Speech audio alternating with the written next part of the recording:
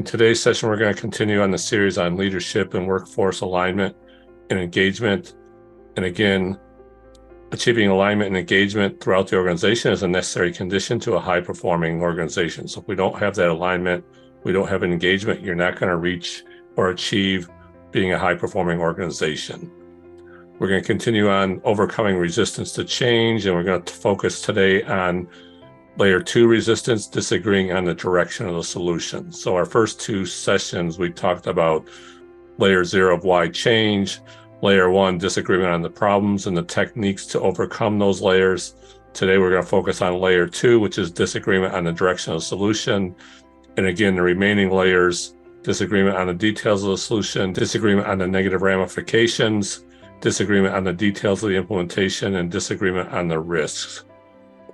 So the technique we use in this layer of resistance is the generic cloud. So the cloud is a technique for understanding a conflict that's going on within the organization, and typically it sits at the base of the current reality tree. So it starts with some objective. There's typically some need that's driving that objective, and then some action we're taking to satisfy that need. There's also a second need to achieve the objective, and there's also action needed to satisfy that need, and typically these two actions are in conflict with one another. So this is a generic cloud, and then between the need and action, there's some assumptions that we have about why this action satisfies this need, and then what we want to do is we want to raise as many assumptions of why we believe this action satisfies the need, and then we want to validate the cloud. So there's two ways to read this cloud. One is by necessity. So we say in order to state the objective, we must then state the need, or causality using if-then logic. So if the action, then the need. If the need, then the objective. So I'll show you the generic conflict cloud for operations here in a second. But when we're looking at disagreement on the direction of solution, what we need to do is resolve that core conflict. So when we looked at our current reality tree, the core conflict sits at the base of the current reality tree. So if we can break that core conflict, we can turn all these undesirable effects into desirable effects. So when we resolve the core conflict, we want to surface the assumptions that are underlying each need. We want to challenge and invalidate an erroneous assumption. Then we want to evaporate the cloud by finding a solution that breaks the core conflict. So the core conflict for operations is to be a high-performing organization, we must constantly fight to reduce waste, and we must constantly fight to increase flow. In order to constantly fight to reduce waste, we must use efficiencies as a prime measurement. And to constantly fight to increase flow, we must not use efficiencies as a prime measurement. So here's the conflict. Do we use efficiencies or not use efficiencies? If we read it the other way, if-then logic, if we use efficiencies as a prime measurement, then we constantly fight to reduce waste. If we constantly fight to reduce waste, then we become a high-performing organization. So then we have this conflict, and how do we resolve it? So we resolve it by raising assumptions between the need and the action. So we read this saying, in order to, we must, because. So in order to constantly fight to reduce waste, we must use efficiencies as a prime measurement, because a resource standing idle is a major waste. So we must keep all people highly efficient. And if we keep people highly efficient, we're going to reduce waste. On the other side, we must constantly fight to increase flow. In order to constantly fight to increase flow, we must not use efficiencies as a prime measurement, because driving high efficiencies in an unbalanced system creates excessive work in process. Excessive work in process is a waste by the lean definition. Overproduction and excess inventory is a waste, okay? So now we have this conflict. How do we break this conflict? So we find the assumption that's erroneous. In this case, a resource standing idle is a major waste is the erroneous assumption. And what we want to do is we want to invalidate that. Then we want to find the injection that eliminates using efficiencies as a prime measurement, and we can reduce waste by not using efficiencies as a prime measurement. So to evaporate this cloud, we need to find an injection. So the injection is choke the release of work into the production system based on a reliable production lead time and create pull.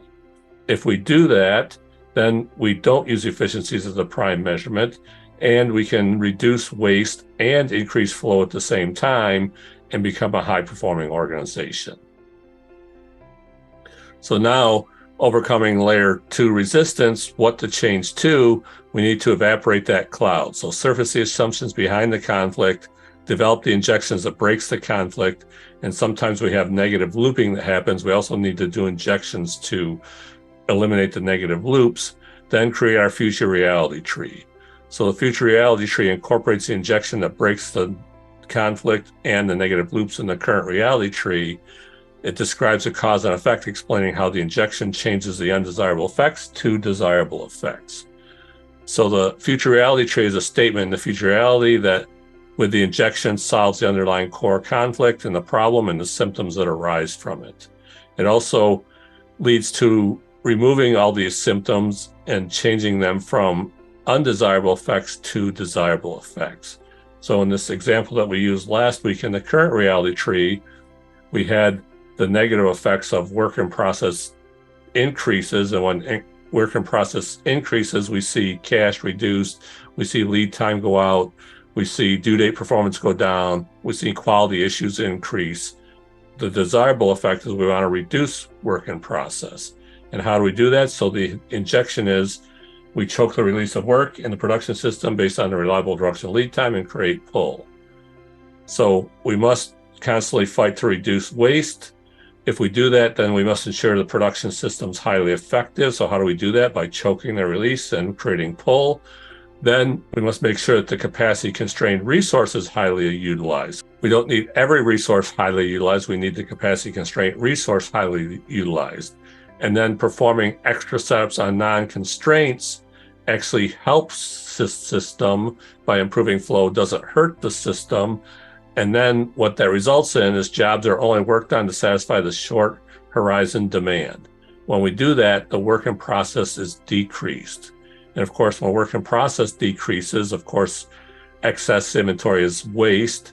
But when we right size the inventory, the lead time comes down, due date performance improves, the cash position improves, quality issues are reduced, and many positives come of that.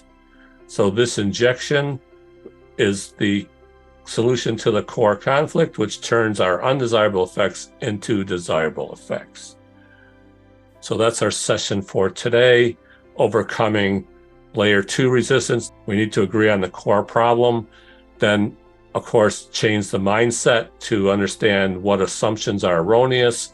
When we do that, we can open the door for an injection that solves the core conflict, satisfies both needs, which is a win-win solution, which achieves our objective.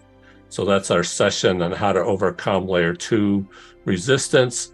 Again, go to our website, connect with me on LinkedIn, visit our YouTube channel where we have lots of videos on techniques to becoming a high-performing organization.